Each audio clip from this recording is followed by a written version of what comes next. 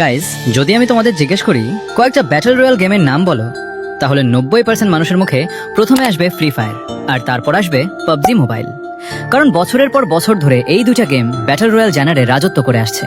কিন্তু তোমরা কি জানো, ভারত থেকেও একটা ব্যাটল রয়্যাল গেম বের হয়েছিল, যেটা একদিন স্পোর্টস সিনে নিজের আলাদা পরিচয় তৈরি করার স্বপ্ন নিয়ে যাত্রা শুরু করেছিল। হ্যাঁ গাইজ, আমি বলছি প্রাইম রাশের কথা। কিন্তু প্রাইম রাশের জার্নি আজকের না, এর গল্প শুরু হয়েছিল অনেক বছর আগে। তখন গেমটার নাম প্রাইম রাশ ছিল না, বরং এর নাম ছিল ইন্ডাস ব্যাটল রয়্যাল। ভারতের গেম স্টুডিও সুপার গেমিং এমন একটা ব্যাটল রয়্যাল গেম বানাতে চেয়েছিল যেটা শুধু আরেকটা বিয়ার গেম হবে না, বরং নিজের একটা আইডেন্টিটি তৈরি করবে। তাই তারা ফিউচার থিম, সাইফাই ওয়ার্ল্ড আর ইউনিক আর্ট স্টাইল নিয়ে কাজ শুরু করে।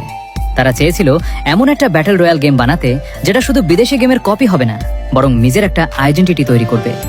সেই স্বপ্ন থেকেই জন্ম হয় ইন্ডাস ব্যাটল রয়্যালের।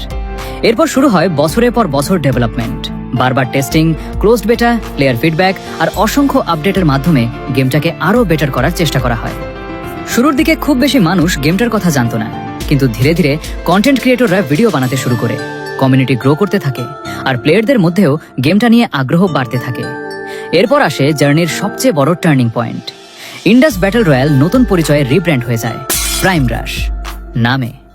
গাইজ, একটা কথা, কোনো গেম না খেলেই খারাপ বলো না, একবার ট্রাই করে দেখো, তারপর ওপিনিয়ন দিও। আর নতুন নতুন গেমে শুরুতে কিছু প্রবলেম থাকাটাই স্বাভাবিক। আপডেট আর ফিডব্যাকের মাধ্যমেই গেম ইমপ্রুভ হয়, তাই হেট না ছড়িয়ে আগে ট্রাই করো। তো গাইজ, এটা ছিল প্রাইম রাশ জার্নি এর ফার্স্ট পার্ট, আর সেকেন্ড পার্ট লাগলে কমেন্ট কর, খুব তাড়াতাড়ি নিয়ে আসবো। তো আজকে ভিডিও এই পয়েন্ট। সবাই ভালো থাকো, আল্লাহ হাফিজ।